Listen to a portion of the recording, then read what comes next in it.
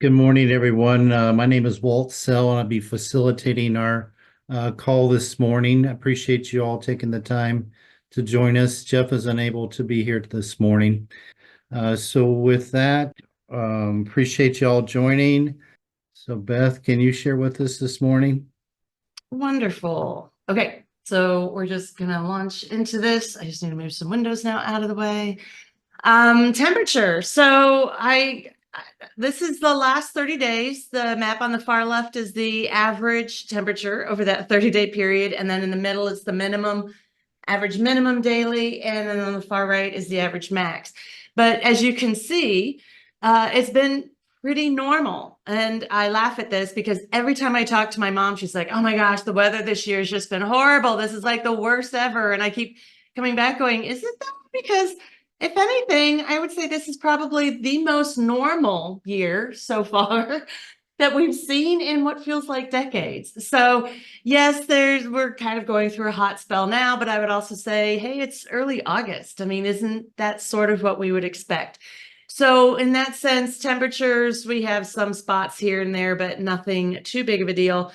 I also will point out that Bob Nielsen has reached out to me the last couple of days because there is a study he found that said that when the July maximum temperatures are below normal, there seems to be a correlation with crop yield. I don't know if he's on the call and can clarify this, but I have looked back, and not just in 2024, this year, but in the previous, say, 4 or 5 years, the July maximum temperature has in fact been cooler than normal. And we can see here that it's not across the whole state, it's just spotty. But as conversations about climate change and global warming keep occurring, this is one of those things that sort of undermine our message. So for all of you extension folks out there, when you're interacting with people around your county or around the state, and they say, hey, it's not happening, and you're like, yeah, I just heard Beth give a talk and it seemed like it's not happening. First of all, keep in mind that we're talking about global climate change, not Indiana climate change. So while things may not be that big of a deal or may not seem like they're happening impacts-wise in our state, this is a global phenomena that's occurring. And what tends to happen, and what might have happened here, is we're going from such wide extremes. So I haven't dug in day by day over the last 30 days, but to come up with such a normal 30-day average that could have been because of several days that were extraordinarily hot and then several days that were extraordinarily cold. And so that averages out to normal. And sometimes in Indiana or the Midwest as a whole, that's more of what we're experiencing regarding climate change than the fact that we just feel like we're in a burning environment, if you will. It's that we're kind of doing these extreme swings, if you will, from really a lot of rain to suddenly it dries out, and we're talking perhaps about flash drought. So moving ahead, because my computer's fighting me, these are growing degree days. Oh, the title says April 1st, but honestly, these maps are reflecting since May 1st. That's my bad. The map on the left, for those of you that do try to keep track of accumulations throughout the season, you can see that. The map on the right, though, shows that we are slightly ahead of average for that period. So this is from May 1st through August 4th. But I will point out that if you look on the left map, and we are in accumulations of the range of, say, 1,800 to 2,200 units, and we are slightly ahead by around 100 units. Yes, the map is colored orange, but I wouldn't say that this is by any means extraordinary. We're probably right in, again, average as far as accumulated modified growing degree days. Precipitation, though. So precipitation has been a slightly different story. What we have on the left is the total amounts over that 30-day period, and you see in the blue, some green, so right around that 5-inch mark is what we've gotten. And then the map in the middle shows how this compares to a 30-year normal that is defined as 1999 through 2020. And the good news is most of the state is in green. So most of the state is ahead, and the bar is in inches for that one, just like on the left.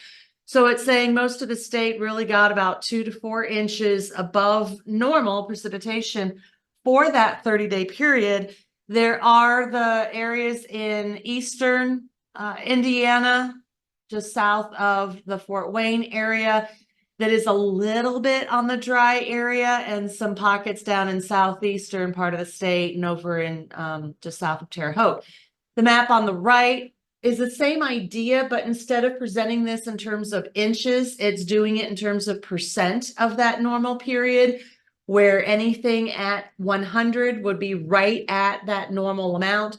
So again, much like the middle map, we're seeing where things were above normal, but you can see that band in northern Indiana that is 175, 200%, so almost double of what we would normally have had above normal. Moving on to soil moisture, I pulled this data around 6:30 last night. So the map on the left is a 2-inch depth and then 4-inch depth on the right.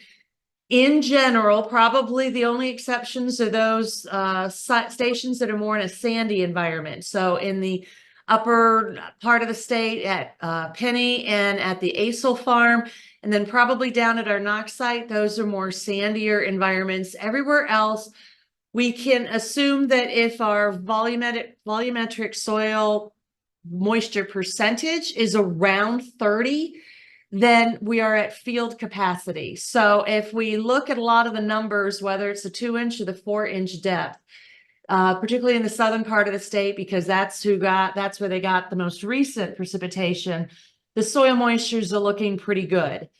Even where we have the 20 and 25, we might see that some drying has started to occur, but there's still decent amounts. We don't start worrying until maybe below 20 to 15%. I just changed to the next slide, and this is the 8-inch and the 20-inch depth, left and right maps respectively. And again, you can see numbers except for those that are in the sandy soils that are between 25 and 30 even acre, showing at 44.6%. So overall soil moistures are looking nice and moist, if not too wet in some areas. With this, this is the recommendation that I am probably going to send off to the national author later this morning of where we are with the U.S. Drought Monitor. The shading itself is what was released last Thursday. So you can see we essentially have 3 areas of concern in the state. And then the red markings are what we're going to recommend based on not just what the county reports have told us, but the quantitative maps. There's quite a few different products that we look at. So we are likely going to propose removing the dry area that's over Vigo County, and then shrinking the other 2 areas. Again, these are abnormally dry, so they are not in the category of drought, but it is saying that conditions are drier than what would normally see this time of year. While talking about that, I just again want to do a big shout out of thanks to everyone who has submitted their inputs of what the status is of this, their county. So we try to send out an email around Friday saying, hey, sometime over the weekend, if not Monday morning, please reach out. This looks a little fuzzy because this is actually part of a product that I showed yesterday at our weekly drought meeting to state partners. And you can see how I've called out a couple of your comments around the state. And that in general, anywhere that the county was shaded white, that means that the input we received said, hey, it's not even abnormally dry. Things are totally fine here. Anywhere that it had a yellow, you guys were recommending, hey, things are kind of abnormally dry. And so we do look at all of those comments, and really even more important than that, we look at what you've written in. So in some cases, if you just said, I recommend D0, but you didn't justify why, I would note that, I would consider it. And then oftentimes I'll share this map and this product with the national author as well. So I'm just spending some time on this to let you guys know we are looking at what you're saying on a weekly basis. We are reading what you're typing on a weekly basis. And this is getting funneled up not only to our state drought task team partners, whatever, but this is getting shared at the national level. Moving on to the outlooks. So this is just a 7-day forecast. I pulled this yesterday. Actually, I hadn't had time to see if this has changed for this morning. But in general, over the next 7 days or next 6 days now, we weren't anticipating too much moisture, and any moisture that might come in is likely to affect the northern or the northeastern part of the state. I know on our call yesterday, when I had looked at this map, the National Weather Service was keeping an eye on this line of storms that, according to this map, runs through Wisconsin and Minnesota. And as all of you guys know, if there's just any shift, if it shifts just slightly north, that could actually translate to a bit of moisture again for our state. But we're keeping an eye on that, and it's possible that the forecast that was released this morning has something different. So I apologize. We're a day old in this product. Same with the 6 to 10 day outlook. I was pretty excited to see this. So these maps represent essentially August 10th through 14th. Again, I pulled these last night. But look at this fun news on the left map. We're actually going to be breaking this hot and humid heat wave, if you will, and we should start to see some cool temperatures. In fact, just the immediate forecast, it looks like these cooler temperatures could be coming in tomorrow or Thursday. And so the fact that our 6 to 10 days out is doing this, that tells me this could be a nice extended period of cooler than normal temperatures. As far as precipitation, this particular product on the right is showing that there is a slight favoring of drier than normal conditions over that time. Again, the confidence isn't particularly strong, but it is hedging the bets on the drier side. If we look a little further out at the 8 to 14 day outlook, so this is for August 12th through 18th, both the temperature and the precipitation has us in gray, which means that we should anticipate near normal conditions during that time. Now, things change a lot, and a lot of times these outlooks, I will add that they are based obviously on historical patterns. So they will say, okay, so the last time that we saw the conditions that we're seeing now, say in early August, how did that translate when we looked 1 to 2 weeks out? It is not often incorporating things like tropical storms. So you've probably heard of the tropical storm that is really causing a lot of flooding problems in our southeastern part of the country. There could be other storms that are lining up and that could come in through this time. And these models just really don't pick up on that fine of detail. So just, as a caveat that when we're looking at outlooks, it's more probabilistic based on a lot of historical data, and it's not picking up the fine details of these weather extremes that could pass through. Just 2 more maps. This is the August outlook. So this was just released on last Wednesday, July 31st. And as is typical, it seems, for the last several years, the monthly temperature outlook is favoring warmer than normal temperatures. And the monthly outlook, again, is just here when it's a white area, it's not saying that we think it's going to be normal conditions. What it's saying is all the models that are running, they just really couldn't pick one side or the other. So it's saying equal chances. The models were all over the place. They weren't favoring on the drier or the wetter side, which seems to be the case for most of Indiana, with the exception of northern Indiana, where the models were favoring a wetter pattern throughout the month that we're currently in. So again, equal chances. It's again a toss-up, and with the tropical activity that could be impacting us, you just never know. Moving out to the seasonal, this is my final slide, seasonal outlook. So this represents August, September, and October, that 3-month period combined. Again, with precipitation, they just couldn't resolve itself for our area. But you do see that because it's tropical season time, and we know with increased temperatures, those tropical storms can be more intense, the models are kind of an easy guess. It's like, yeah, we kind of expect the southeastern part of the US will be wetter than normal. How much that will impact Indiana, we just don't know. But in terms of temperature, again, though, we expect the full 3-month period to be warmer than normal.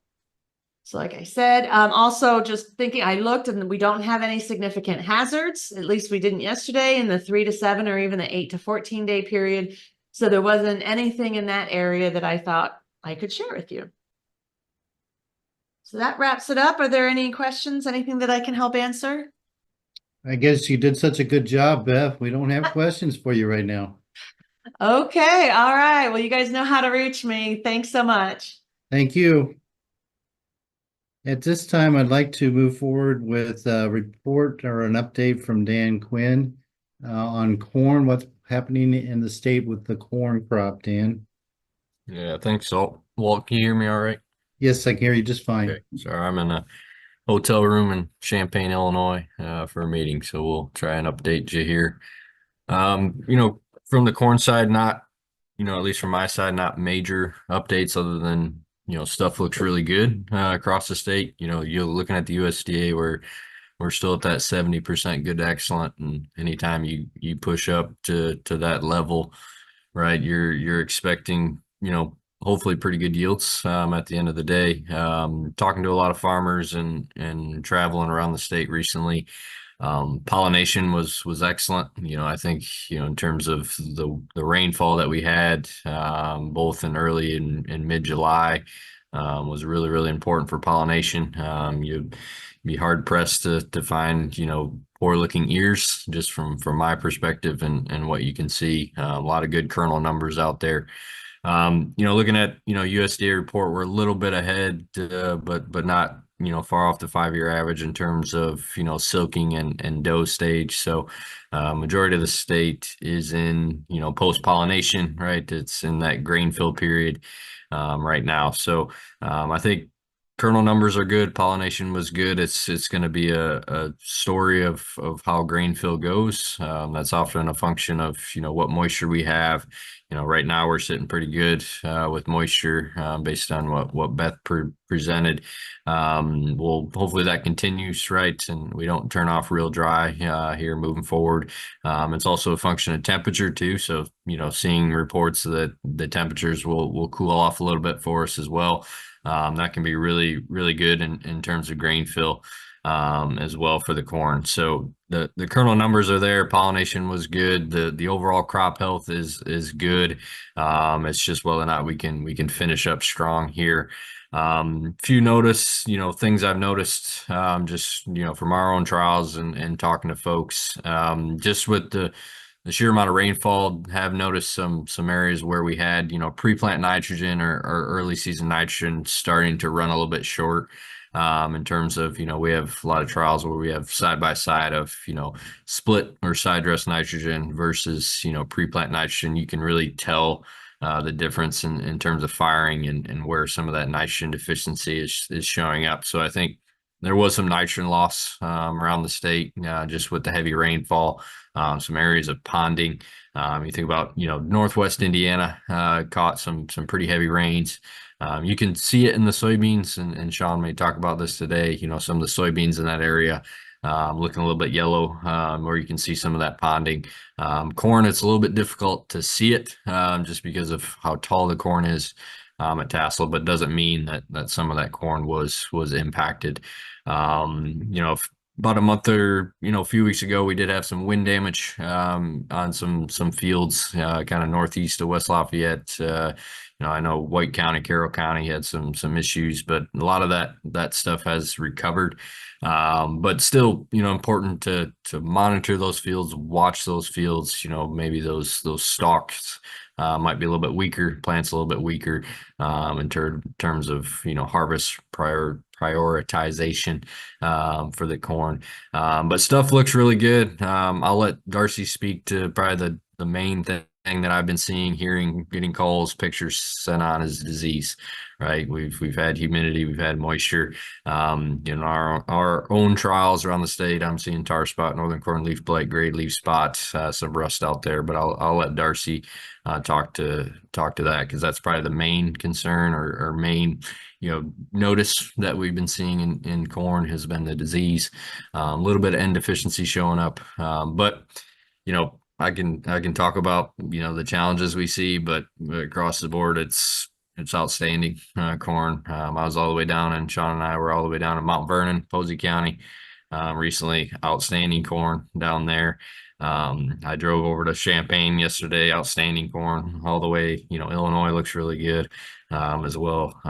So fingers crossed that. But yield estimates come out for the state here next week. I would put them right up at state record again. just from what we're seeing. So, but yeah, hopefully we can keep it that way. As that'll be time will tell. Still a lot of yield left out of there.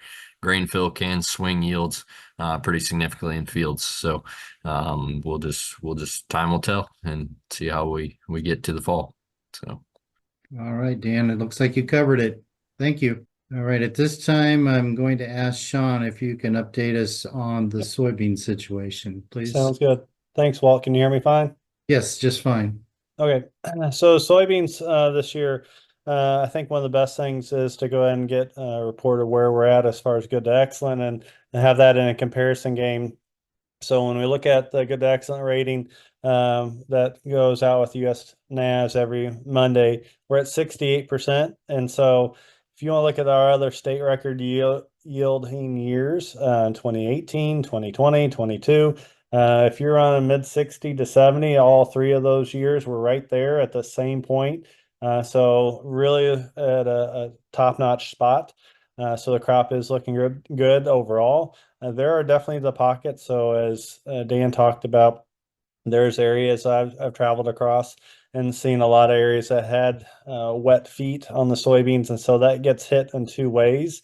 When you look at corn, it gets affected in terms of just root development and potentially dying off roots and then access to oxygen and those kind of things. So that happens with soybeans as well. So then you've got that limited oxygen supply, so roots are dying, and so then you just have that overall health of the plant and root system is subpar, and then you can't access nutrients, and so then it's just shortchanged. It's not able to photosynthesize as well as burn the energy from that photosynthesis process. The next level on the soybean front is that if it's damaging the roots and root hairs, it's also damaging the nodules. So then our nitrogen supply is hit in another level. Not only that we have saturated feed in terms of those few areas that have it, but then the nodules that are supplying nitrogen for a lot of the soybean crop are dying off. And so then once those die off, it takes a little bit more time to regenerate new nodules. So the bacteria infect, it takes another 2 to 3 weeks from that point of infection to start fixing the nitrogen from the atmosphere. So they kind of hold on to this off yellow, highlighter green soybean plant for much longer. So those pockets, those areas of the field are probably still struggling a little bit to recover. At that point when it did hit, it probably does have some level of a yield impact. I know I talked to a few growers over the past few weeks about potential, what rescue application could or couldn't be done. And so it's really a crapshoot in terms of trying to bring something back in this way. If it's a widespread area or many, I think about some of the southeast fields that have the Swiss cheese effect where there's just pockets throughout the field that are, and when you coalesce those, that's quite a bit of an area. Those could have a response in terms of what I've done in the past is put out an AMS, a dry AMS, so ammonium sulfate, and then water to work it in. So then you get the shot of nitrogen that comes from the fertilizer and the sulfur to help with stimulate and help the cofactor for nodulation and fixation. So those are some of the near and dear last few weeks, what could have been done, fixing, potentially overcoming, or waiting it out to see if the soils air out a little bit, and then you have nodulation and fixation return. So those areas are of note. The crop itself, I'm going to pan up here on my own screen, is advanced. All right, so we've maintained this level of advancement all season long. The planting progress wasn't as fast as what we've had in years past. So last year of 23 was actually one of the fastest planting progresses on record. 2018 was one like this, and a few other high yielding years. But this year was not as fast, but what was in our favor was timely plantings for the most part, maybe on a 5-year average, and then a good amount of stand establishment, heat unit accumulation. I think that's really the name of the game. We were able to get these beans out of the ground, growing quickly, had good heat unit accumulation during that May and June period. And so that has advanced this crop. That earlier flowering that we saw in June, we saw a lot of fields that were planted early that were even flowering in the middle of June, which is for our area pretty unheard of. We're catching that same trend with setting pods. So at the state level, last week we had over half of our crop setting pods, which was about we're going to say about 10 days ahead of a normal pace or 5-year pace. So we're kind of maintaining that first 50 to 60% of the crop is about a 10-day ahead pace. And so if you want to kind of keep that going, if we get timely rains, good moisture, good temperature, they're going to still advance and fill those pods. If it turns dry, okay, that's going to hasten that. It's going to senesce and mature much faster. But even if we maintain good moisture, I think Beth talked about moderate temperatures coming, access to moisture, seed filling period. What we're doing right now is critical. Everyone knows that August and September makes and breaks soybeans. With the crop that's as advanced it is now, it is more on the August side, a little bit of September. Most of these years I talk about it's late August to early September because that's the window that we're in. But in 24, I think a lot of the crop is more advanced. And so it is now it's making or breaking that and to get that full yield potential. At a good to excellent rating, 68%. We're probably right on track for another record yield, even with some of those poor areas that had nodulation issues. If we get good moisture to finish filling those pods out, we have a good opportunity, because also what's going on is that we're doing all this with good temperature, good hours of sunlight before the days get shorter. During this period, we've got a lot of beans that are going to be R4, R5. So we're going to be full pod to full first seed. At first seed, we're in that stage for about 15 days, and then R6 full seed. All right, first and then full, another 20 days. So that 30-day window or so, 35-day. At the highest level of seed fill, we're putting on 3 to 4 bushels per acre per day. So that's the sweet spot that we're at right now. We're putting on 3 to 4 bushels per acre per day. If we're not stressed, if we got a good nitrogen concentration and content there, that's a good place for us. The crop does look pretty good overall. I think as we look to September, I think we need to make sure that the combines are probably ready a little bit earlier than normal. I see a good potential to be running. A lot of people run the last week of September, but I dare say, like Dan said, we're down Posey County and some March 28th planted beans. They should be ready by early to mid-September in some of these areas. So I think we need to make sure those combines are ready and set to get the most out of this crop. Otherwise, disease, we have a few things popping up, but I'm going to let Darcy hit that, and I'll answer any questions if you have any. Thank you, Shaun. Appreciate it. I did see, I got a note from Lyndon Kelly. Lyndon says, not much to say about irrigation right now. He's lost his power and his Wi-Fi. So he's going to send a few slides and some article links for those that are interested in irrigation. So watch for that coming up later and today or later in the week. So thank you, Lyndon, for that. And if you're on the phone with us and you have any comments, feel free to jump in. Right now, I'm just going to ask, is there anyone else from the agronomy department that I missed? I didn't see Keith on the call today. Anybody else from the Marguerite, do you have anything you would like to share? Yeah, sure. I'm on my phone. I'm also having computer issues today. So, we had our field day last week. It was a pretty small group, but very engaged. We had some folks drive over from Pennsylvania and Ohio, where they're growing. So, it's a very small community. I noticed that I went to a field day in Illinois, at University of Illinois, and again, it was people coming from all over since we don't have a lot of production acres. But overall, the hemp looks really good from what I've seen in Indiana and Illinois. It is getting very tall. We're starting to harvest our fiber out in our research plots. So we've harvested 3 varieties now, and we'll harvest a couple more later this week. The growers we have in the state are probably going to be harvesting their fiber in the next 2 to 3 weeks. They have to get their compliance testing done. So if you have any growers in your counties that are producing for any type of hemp, just know they have a 30-day window between getting tested from the state chemist and harvesting their crop. And that testing is mandatory for license holders. And then for our grain crop, we sort of have development all over the board. We have some material that's just starting to develop seeds to material that's probably about 20% mature. But with the earlier maturing material, we're having a lot of bird damage. So that's probably one of our largest pests that we see in the crop. things like finches. So if you happen to be out at the DTC and you want to go to the hemp plots, you'll see a lot of very showy male goldfinches, which is beautiful. I was kind of hoping they'd go to the sunflowers or the sorghum that's out there, but they seem to like the hemp. So what we're doing is we're netting some of the small plots that are more mature. And then in our Enright trial, which is just behind the Innovation Center, we have an air dancer. So if you want to get a good laugh, we have a 20-foot hot pink like tube dancer out there trying to deter the birds acting like a scarecrow. So that's been the biggest issue sort of across the industry for grain is bird pressure. We're seeing some leaf spot in the lower canopy, but nothing too serious at this point. So we'll see how that progresses. And then sort of our next biggest disease of concern is fusarium in the grain. So we're trying to keep an eye on that across the sort of Midwestern states that I'm working with. But that's our update.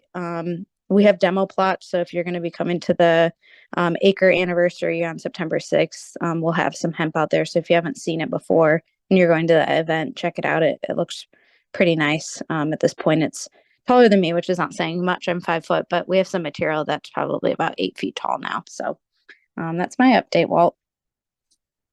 Very good. Thanks again. At this time, we're going to jump into the botany department and plant pathology. And Bill, you want to share a weed update? Yeah, thanks, Walt. Can you hear me? Yes, I can. Okay. Yeah, not a whole lot to report at this stage of the game. So the main questions that are coming in this time of year are really related to late season herbicide applications in soybeans in particular. Obviously, we're past the cutoff date for every post-emerge herbicide that's allowed for use in soybeans. And so the first conversation you have to have is if you're going to spray, just remember you've read the label, you understand that you're off label, and you really have no one to go back on in the event that you have a performance issue or a yield issue at the end of the year. So been talking through a lot of folks with that, obviously. The other questions that pop up this time of year have to do with fall cover crop seeding. And this year we've had pretty good weather for residual herbicide degradation.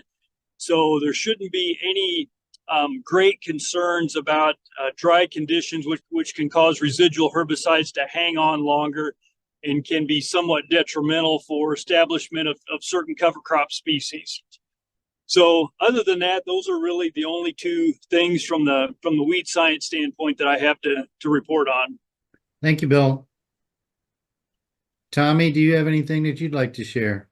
No, nothing really. It's that time of year where weeds should be toning down a whole bunch. I would just echo Bill. A couple of things that I've heard out there are, some of the late season escapes and question marks on going after them or not going after them. And I would just echo what Bill said, that basically everything's off label. And at some point, just thinking about the economics of it all, we can go revenge spray all we want, but at the end of the day, it's not really going to help us out too much. And so we got to pull the plug at some point and live to fight another day. So that's the main thing I would say. Thank you, Tommy. Appreciate it. Okay, let's go with Darcy on disease updates, please. So tar spot's been a real concern. I think we've had a lot of pockets of it appearing across the state since early June. I'm still getting lots of calls on when to spray or not to spray. I would say anywhere. So our window is between VT and R3. If they've missed it, I would not go once the corn's at indent. And then if the disease is already 5% or more at the ear leaf, then they've missed it a long time ago. They should have done something about it. The other question I'm getting is putting out a second app. So if they went early and we're 3 to 4 weeks out since that first application, what to do? I would talk to the growers of where the corn is. I guess the biggest question with my concern this year is that we're not going to get the return on investment if we keep throwing fungicides out there.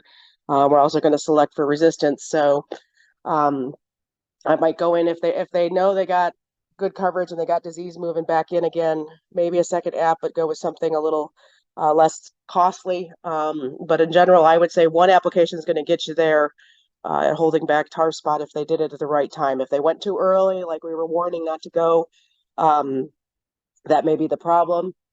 I guess we do see gray leaf spot, northern cornleaf blight is out there. We did confirm southern rust in Knox and Dubois County, and I do have a couple other samples possibly coming in. We still had a lot of samples that it's just common rust, so we're not going to really treat for that. But again, for southern rust, we do need the sample sent into John at the clinic to confirm whether it's southern rust or not. And then on a side note, as we approach the end of the season, it is important to think of monitoring for ear rots. We did have right conditions where we may have had some fusarium getting in silking. And so if we watch for ear rots at the end of the season, we can make those harvest decisions on which fields need to be taken out first in order to avoid some mycotoxin development. And then on the soybeans, I've heard issues of white mold from other states. I haven't had anything yet in Indiana, so I'd keep an eye on that if you had pockets of white mold in your area. What we're actually doing a lot of work on is tracking down red crown rot. And I was in a field a couple weeks ago, or five or six fields a couple weeks ago, where the area where I normally would have driven by myself, and probably Shaun as well, would say, "Oh, look at that SDS pocket." No, it was red crown rot. So I want to tell everybody that if you're out in your fields, or you're talking to your growers, have them check those pockets, because we really want to see how widespread this new disease is. Again, you got to pull the plant up and check the stems and look at that. And red crown rot has a diagnostic. It's, really red at that stem line, and then sometimes we'll get the red parathesia that is the clue that pathogen's there. But we are trying to figure out how widespread it is. I suspect I'm adding at least one more county so far this year. But again, that's what we're trying to tackle in the next couple of weeks. If anybody knows of any areas, we'll be looking to get out and collect samples from that. And otherwise, I think soybeans are relatively clean. We haven't seen much frog eye yet. I think there's a little septoria in the lower canopy. But other than that, just monitoring for red crown rot. So that maybe, Brad, do you want to verbalize your thoughts and get kind of feedback from Darcy? Yeah, it was just more of a comment than anything, I guess. I didn't know. I had a lot of discussion with farmers. They came up to me and asked about spraying for tar spot. They claim they really don't want to because it will, it'll make the husk tighter and therefore create more of a vomotoxin problem, which we've had a lot of vomotoxin even last year here we did. And so that they're more concerned about the vomotoxin than they are the so-called tar spot. I can't say we've had a lot of tar spot issues right now. Right. I guess that's when I come back. If they don't have the issue, if they haven't had it on the farm, then they shouldn't be trying to control for tar spot. That's the first thing. And then secondly, a fungicide is not going to make that husk tighter. That is going to be all about their hybrid selection on that aspect. The fungicide will, though, if we put them out, maybe make the crop stay greener longer. And so that could be the problem, is we have crops that aren't drying down as fast as they like. And that longer dry down period may lead to more. If there's already been some ear rots getting in, then they continue to develop and can cause a problem. But a fungicide is not going to make the husk tighter. That is a hybrid selection issue on that one. So, but the fungicides, if they didn't need, so that's the whole point of, like, if you really don't have diseases, then why are we spraying fungicides to begin with? So that's the other side of the coin there. I don't know if I answered it, but that's kind of my thought on that. Thank you, Darcy, and hope you feel better soon. All right. Is there other folks from campus that would like to share today? Yeah, hi, Walt. This is Christian Krupke, Entomology. Great, Christian. Thank you for joining us. Update on entomology side. As many of you may have heard or read in our newsletter or other newsletters from other states, because it's been a widespread issue, is this aphid influx we've seen. Mostly cornleaf aphid, but also English grain aphid. And this is in corn. And aphids in corn are not rare, but usually we don't see them until September, October. We see some aphids on the stalk and sometimes on the husks, and we don't usually care. These are just aphids that are, sort of taking a drink from this declining corn plant at that time. But to see aphids in July, and in some cases treatable levels of aphids, is rare. And what we attributed it to is that hurricane, the remnants of that hurricane barrel that came through in early July, of course, moved south to north, carried a lot of insects with it, as any of these weather systems do. And in this case, dropped aphids all throughout the Midwest and up into the prairies in Canada. The short version of what to do now is nothing, because those aphid infestations, while they were impressive for a few days, they attracted a lot of natural enemies, ladybugs and so on, and we had a lot of mortality due to disease, fungal disease, which flourishes when it's hot and humid. It's generally not good aphid weather when it's that hot and that humid. And so most of those infestations are now gone. And by gone, I mean, you can't find any aphids anymore. And again, we talked about this in the last 2 pest and crop newsletters. But just something I wanted to finish up with, I wanted to let people know that particular issue has sort of resolved itself. Nature has sort of taken its course with those aphids. We don't expect that there's a lot of yield loss or damage or anything like that associated with most of those infestations, although some in pre-tassel corn I know were treated because there was some concern about interfering with pollination.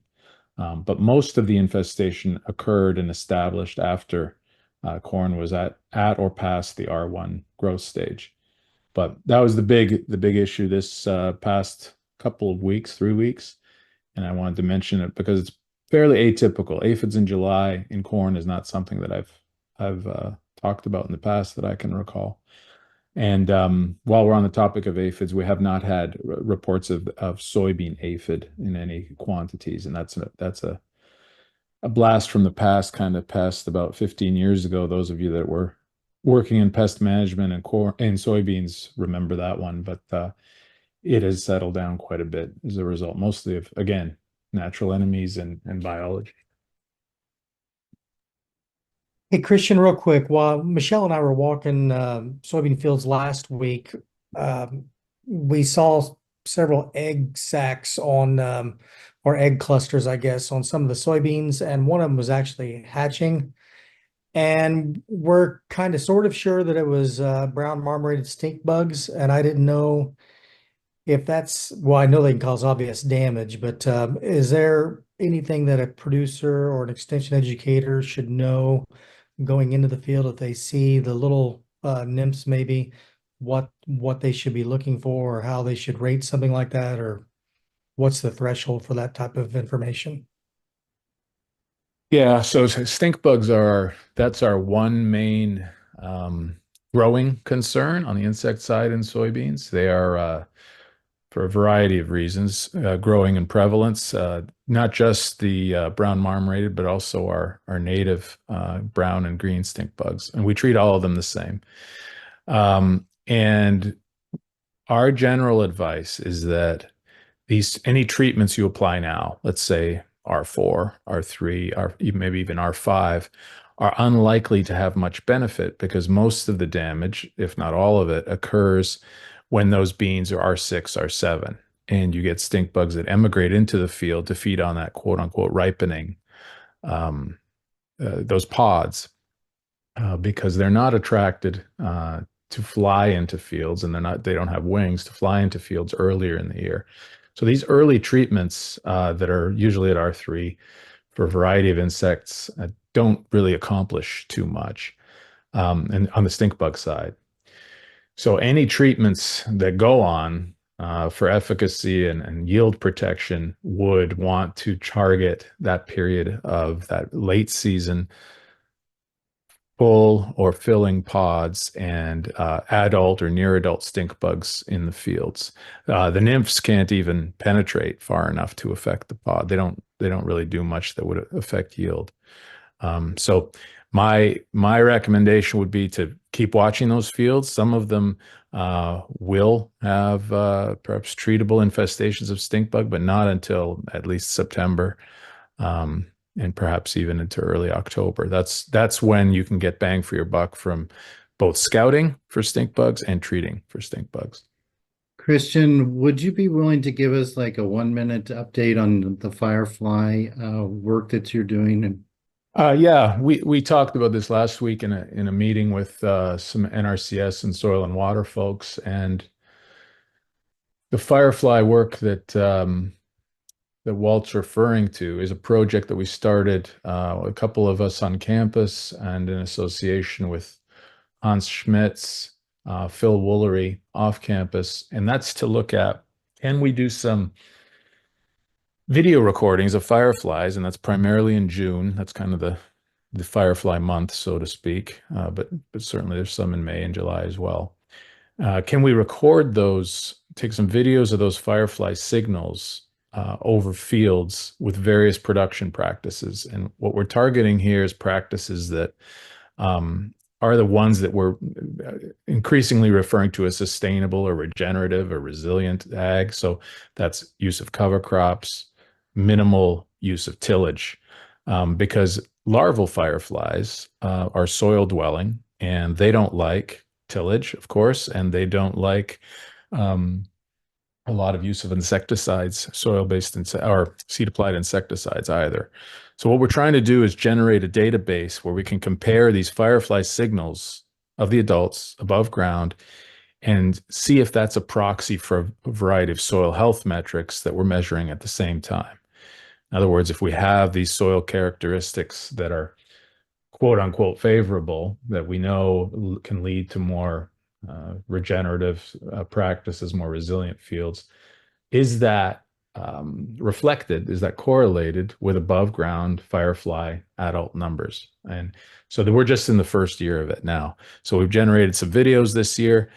We have some technology, very simple AI technology that counts the flashes and compares the flashes between these treatments. So you can take a 1 minute iPhone video between a field that's been in cover crops for 5 years and a field that's always been in bare soil between corn and soy and tillage, and just compare those numbers, count the number of flashes using this simple tool. So like I said, we're just at the beginning of it. We have the videos. We know that the tool works, so we've gotten that far.